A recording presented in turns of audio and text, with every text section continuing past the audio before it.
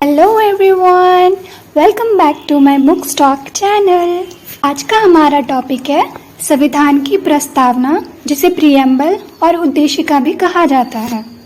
प्रस्तावना शब्द का अर्थ है संविधान का इंट्रोडक्शन या परिचय। किसी भी देश का संविधान बहुत बड़ा होता है। उसे समझने के लिए उसकी मूलभूत चीज़ें क्या क्या है, किस तरीके का संविधान है, क्या क्या अधिकार लोगों को देता है, किस तरीके की व्यवस्था है, इन सभी चीज़ों को समझने के लिए प्रस्तावना की आवश्यकता पड़ती है। आज हम पढ़ने वाले हैं प्रस्तावना में क्या क्या चीज़ें मेंशन हैं, प्रस्तावना क्या कहती है, प्रस्तावना को कब स्वीकार किया गया था, इन सारी बातों को हम पढ़ेंगे। एक बार प्रस्तावना को देख लेते हैं, बाकी इसके जो महत्वपूर्ण शब्द है उसको मैं आगे अच्छे से एक्सप्लेन करूँगी। एक बार इसको रीड कर लेते हैं। हम भारत के लोग भारत को एक संपूर्ण, प्रभुत्व संपन्न, समाजवादी, पंथ निरपेक्ष, लोकतंत्रात्मक गणराज्य बनाने के लिए तथा उसके समस्त नागरिकों को सामाजिक, आर्थिक और राजनीतिक न्याय, विचार, अभिव्यक्ति, विश्वास, धर्म और उपासना की स्वतंत्रता, प्रतिष्ठा और अवसर की समता प्राप्त कराने के लिए तथा उन सब में व्यक्ति की गरिमा और राष्ट्र की एकता और अखंडता सुनिश्चित करने वाली बंधुता बढ़ाने के लिए दृढ़ संकल्प होकर अपनी इस संविधान सभा में आज तारीख 26 नवंबर 1949 ईस्वी को एकत्रित होकर इस संविधान को अंगीकृत, अधिनियमित और आत्मर्पित करते हैं। ये हमारी प्रस्तावना के वर्ड्स। इसमें टोटल 73 शब्द हैं। इसमें जो मेन शब्द है जैसे संपूर्ण, प्रभुत्व संपन्न, समाजवादी, पंथ निरपेक्ष, लोकतंत्रात्मक, गणराज्य, न्याय, स्वतंत्रता, समता, राष्ट्र की एकता, अखंडता, ये मैं आगे अच्छे से आपको एक्सप्लेन करूँगी। प्रस्तावना को लेकर अलग अलग विद्वानों के अलग अलग मत थे, अलग अलग विचार थे।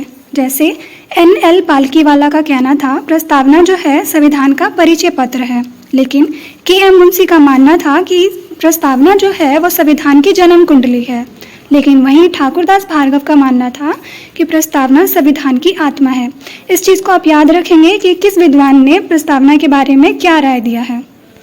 प्रस्तावना का विचार, भारतीय संविधान की प्रस्तावना का विचार अमेरिका से लिया गया है। अमेरिका के संविधान से प्रेरित होकर प्रस्तावना को लिया गया है। अब बात करते हैं प्रस्तावना के आधार की। प्रस्तावना का आधार कहाँ से आया था? उद्देश्य प्रस्ताव से, जो पंडित जवाहरलाल नेहरू ने 26 जनवरी 1946 में हमारे भारतीय संविधान सभा में पेश किया था। अब बात करते हैं प्रस्तावना की भाषा। प्रस्तावना की जो भाषा है वो ऑस्ट्रेलिया के संविधान से प्रेरित होकर लिया गया है। अब हम प्रस्तावना के मुख्य शब्दों की बात कर लेते हैं। प्रस्तावना के मुख्य शब्द, प्रस्तावना जो पीछे हमने रीड आउट किया है उसके कुछ मुख्य शब्द हैं जिनको समझना भी आवश्यक है। पहला वर्ड है संप्रभु या संप्रभुता। प्रस्तावना में भारत को संप्रभु घोषित किया गया है, जिसका मतलब होता है भारत किसी भी विदेशी शक्ति के अधीन नहीं है। भारत एक स्वतंत्र राष्ट्र है जो अपने आंतरिक और बाहरी मामलों का निर्णय लेने में पूरी तरह से सक्षम है और कोई भी बाहरी शक्ति इस पे हस्तक्षेप नहीं कर सकती, जैसा 1946 और 7 से पहले तक होता आया था। अगला शब्द है समाजवादी। समाजवाद का क्या मतलब होता है? समाजवाद का अर्थ है समाज में आर्थिक और सामाजिक समानता सुनिश्चित करना। भारतीय समाजवाद लोकतांत्रिक स्वरूप का है जो व्यक्तिगत स्वतंत्रता और आर्थिक समृद्धि के बीच संतुलन स्थापित करने का कार्य करता है। पंथ निरपेक्ष। पंथ निरपेक्ष का मतलब क्या होता है? भारत एक धर्मनिरपेक्ष राज्य है। भारत का अपना कोई धर्म नहीं है। सभी धर्मों का सम्मान किया जाता है और नागरिकों को किसी भी धर्म को मानने न मानने की स्वतंत्रता है। अगला शब्द है लोकतंत्रात्मक। लोकतंत्र का मतलब हम स्टार्टिंग से यही पढ़ते आए हैं, जनता के द्वारा, जनता के लिए, जनता का शासन। वास्तव में लोकतंत्र प्रस्तावना का एक महत्वपूर्ण तत्व है। इसमें भारत में जनता को सर्वोच्च शक्ति माना गया है। भारत में संसदीय प्रणाली है जिसमें जनता अपने प्रतिनिधि को चुनाव करती है। अगला शब्द है गणराज्य। गणराज्य का अर्थ है कि राज्य का प्रमुख जनता के द्वारा चुना जाता है, न कि वंशानुगत प्रणाली के आधार पर। भारत में राष्ट्रपति राज्य का प्रमुख होता है जिसे लोकतांत्रिक प्रक्रिया के द्वारा चुना जाता है, जनता के द्वारा चुना जाता है।